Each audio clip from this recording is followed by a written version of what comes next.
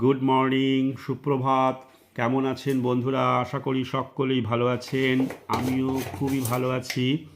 তো বন্ধুরা, আজকে সকালে ব্রেকফাস্টের জন্য আমি প্যানকেক বানাচ্ছি, ওটসের প্যানকেক।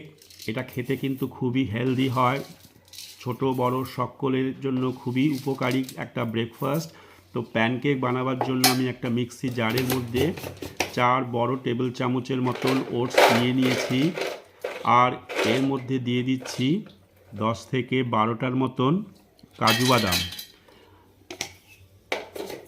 আর দেব এর মধ্যে 10 থেকে 12টার মতন আমন্ডস বাদাম।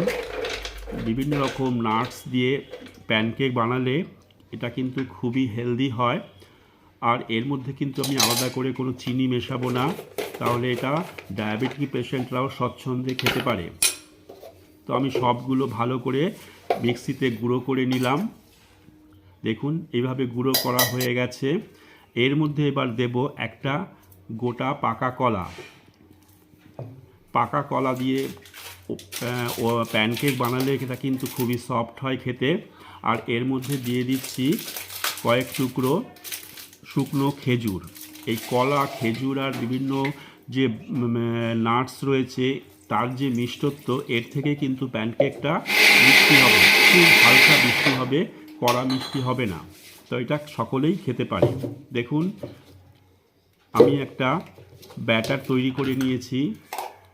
ব্যাটারটা কিন্তু খুব বেশি পাতলা হয়নি, আবার খুব বেশি ঘনও হয়নি। তো ব্যাটারটাকে আমি একটা পাত্রের মধ্যে ঢেলে নিচ্ছি। দেখুন, এর ঘনত্বটা খুব বেশি কিন্তু পাতলা হয়নি, আবার খুব বেশি গাঢ়ও হয়নি। তো ব্যাটারটাকে আমি একটা পাত্রের মধ্যে নিয়ে নিয়েছি। এবার এর মধ্যে মিশিয়ে নিচ্ছি 3 বড় টেবিল চামচের মতন ভ্যানিলা ফ্লেভারের কাস্টার্ড পাউডার। এই কাস্টার্ড পাউডার দিয়ে প্যানকেক বানালে কিন্তু খেতে কিন্তু বেশ ভালো লাগে, একটা সুন্দর ফ্লেভার হয়, কারণ এর মধ্যে ভ্যানিলা ফ্লেভার আছে। তো এর মধ্যে আমি 3 চামচ কাস্টার্ড পাউডার দিয়ে দিলাম। কাস্টার্ড পাউডারটাকে ব্যাটারের সঙ্গে ভালো করে আমি মিশিয়ে নিচ্ছি, একটা স্মুথ ব্যাটার তৈরি করে নিচ্ছি। দেখুন, ব্যাটারটা অল্প ঘন হয়ে গেছে। এর মধ্যে সামান্য পরিমাণে আমি জল দিয়ে দিলাম, একটা স্মুথ ব্যাটার তৈরি হলো। আর এর মধ্যে আমি দিয়ে দিচ্ছি সামান্য পরিমাণে গোটা মৌরি। মৌরি দিলে কিন্তু ফ্লেভারটা বেশ ভালো লাগে। মৌরিটা দিয়ে আমি ভালো করে ব্যাটারের সঙ্গে মিশিয়ে নিচ্ছি। ব্যাটার রেডি হয়ে গেছে। এবার গ্যাসের মধ্যে আমি ফ্রাই প্যান বসিয়ে দিয়েছি। ফ্রাই প্যানটা গরম হয়ে গেলে সামান্য পরিমাণ ঘি দিয়ে দিলাম। আমি তেল দিয়ে প্যানকেকটা তৈরি করব না, কারণ ঘি দিয়ে তৈরি করলে প্যানকেকটা খেতে কিন্তু খুব ভালো হয়, খুব সুন্দর একটা ফ্লেভার হয় ঘিয়ের। ঘিটাকে ভালো করে ফ্রাই প্যানের মধ্যে ছড়িয়ে দিলাম।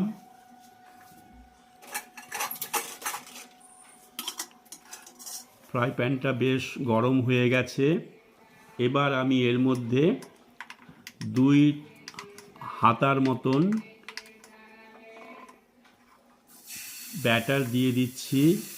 ব্যাটারটাকে ভালো করে প্যানের মধ্যে গোল করে ছড়িয়ে দিলাম। এবার এটাকে ঢাকা দিয়ে 2 মিনিটের মতন হালকা করে ব্রাউন করে ভেজে নিচ্ছি। একদিকটা ব্রাউন হয়ে গেছে। এবার আমি উল্টে দিচ্ছি প্যানকেকটা। দেখুন, একদিকটা বেশ সুন্দর ব্রাউন হয়ে গেছে, আর অপর দিকের এইভাবেই আমি ভেজে নিচ্ছি হালকা করে। খুব বেশি কড়া করে কিন্তু প্যানকেক ভাজবেন না, তাহলে খেতে ভালো লাগবে না, আর সফটনেসটাও থাকবে না বেশি কড়া করে ভাজলে। তো একটা প্যানকেক আমার রেডি হয়ে গেল।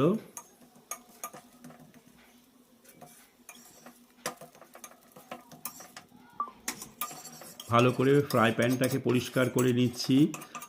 আবার এর মধ্যে আমি সামান্য পরিমাণে ঘি দিয়ে দিলাম। ঘিটাকে ভালো করে ফ্রাই প্যানের মধ্যে ছড়িয়ে দিচ্ছি। 2 হাতা ব্যাটার নিয়ে ভালো করে ফ্রাই প্যানের মধ্যে ছড়িয়ে দিলাম। এটাকে ঢাকা দিয়ে রাখবো 2 মিনিটের জন্য। দেখুন একদিকটা কেমন সুন্দর হয়ে গেছে, ব্রাউন কালার মতো হয়ে গেছে। এবার আমি প্যানকেকটাকে উল্টে দিচ্ছি। কত সুন্দর কালার হয়েছে। তো আবার আমি 2 মিনিটের জন্য ঢাকা দিয়ে উল্টো দিকের পিঠটাও ভেজে নিচ্ছি। তো বন্ধুরা, প্যানকেক রেডি হয়ে গেছে। দেখুন কত সুন্দর হয়েছে, কত সুন্দর ফুলেছে আর সফট হয়েছে। গরম গরম ওটসের প্যানকেক রেডি বন্ধুরা। তো বন্ধুরা, খেতে কিন্তু অসাধারণ হয়েছে, খুব সফট হয়েছে আর খুব হালকা মিষ্টি, কারণ এর মধ্যে আলাদা করে কোনো চিনি বা গুড় মেশায়নি। কলা, খেজুর আর ড্রাই ফ্রুটসের যে মিষ্টত্ব ছিল সেই মিষ্টিতেই প্যানকেকটা অল্প সামান্য মিষ্টি হয়ে লাগছে খেতে। তো আপনারাও এইভাবে প্যানকেক বানাবেন, এটা কিন্তু খুবই হেলদি, সকলেই খেতে পারে, যে কোনো মানুষ, ছোট বড়, যে কোনো ডায়াবেটিক পেশেন্টের জন্য কিন্তু আদর্শ জলখাবার। তো আপনারা এইভাবে আমার রেসিপি যেরকমভাবে বানিয়েছি দেখে ফলো করে আপনারাও প্যানকেক বানাবেন। তো বন্ধুরা, আমার ভিডিওটা যদি ভালো লেগে থাকে অবশ্যই লাইক, কমেন্ট, শেয়ার করবেন। আর নতুন বন্ধুরা যারা আমার ভিডিওটা প্রথম দেখবেন তারা অবশ্যই আমার চ্যানেলটাকে সাবস্ক্রাইব করবেন, পাশে থাকবেন। আর পুরনো বন্ধুদের জন্য অনেক অসংখ্য